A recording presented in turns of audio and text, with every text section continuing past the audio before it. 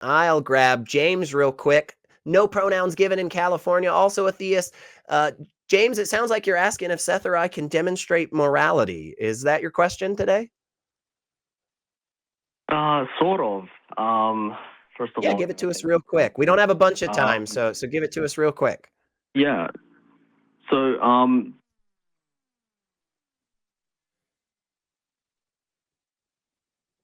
Oh, it sounds like we cut out there too.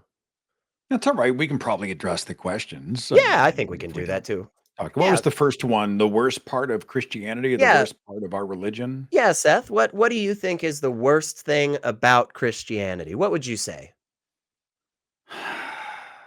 Boy, it's hard to like. There's so much to choose from.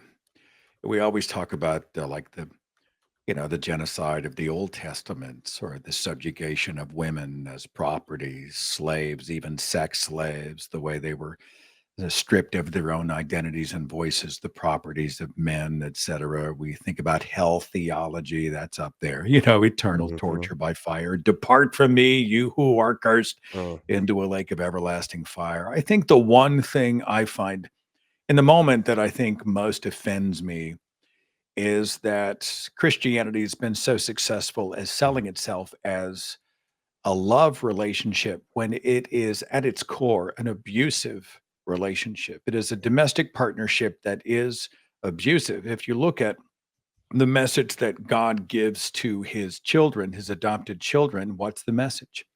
The message is you are not worthy, mm. right? You don't deserve me. You deserve punishment. If something on this earth happens to you that's bad, it is your own fault. You either did something wrong, you didn't have enough faith, you were weak, you disobeyed me. Whatever you do, don't ever leave me or else. Well, this is at its core the message that the Christian God, the Islamic God, other fundy gods, cult gods give to their followers. Toe the line. You don't deserve me in the first place. So every day's Christmas as far as you're concerned. Lucky Mm. you have me. And if you ever betray or leave me, I will fuck you up. Yeah. This is the core message. And no matter how much that people quote the love chapter, 1 Corinthians 13 or John 3:16, or talk about the Roman road or 1 Thessalonians 5, give thanks, etc.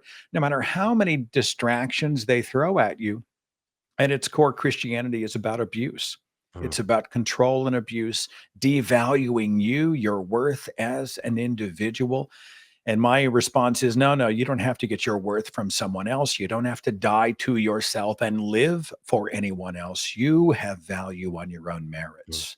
That'd be the Mm. first thing that comes to my mind right now. So, I like that, man. I like that a lot, and I think that that really that's really in the same vein as what often comes to my mind, which is the fact that Christianity, at best, and I think this is true for all religions, at best, they don't have a methodology for understanding what is true or not true. There's really no system, That's the best case scenario.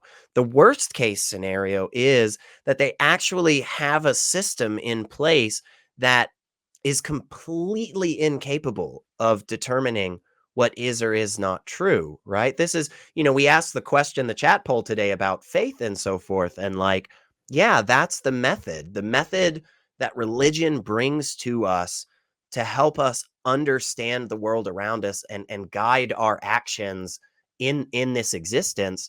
Like that method is crap.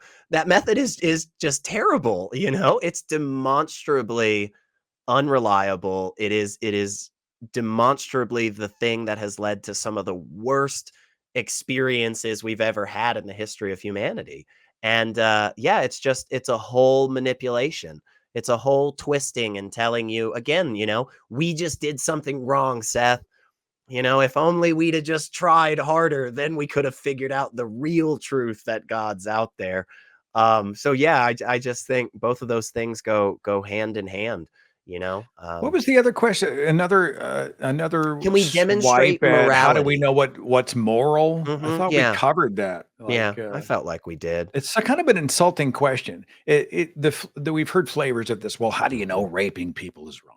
Mhm. You know, and I just think the question is pretty lazy, and it's also a little bit offensive.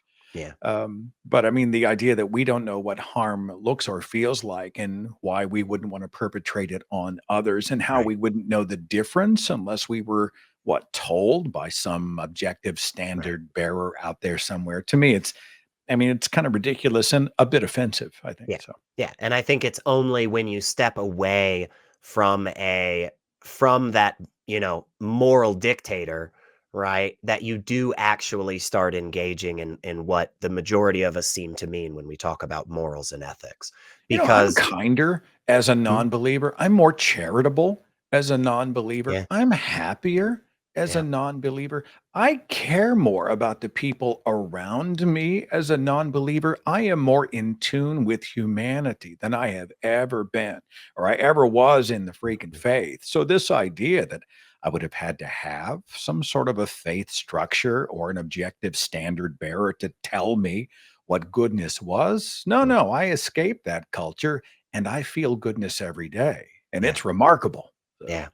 Yeah, it's that Christopher Hitchens quote that you have at the beginning of every Thinking Atheist episode, taking the risk of thinking for yeah. yourself, much more truth, beauty, wisdom, happiness. Yeah. I've Yeah, heard you're it so close. Yeah, many yeah. I freaking don't remember the times, man. order.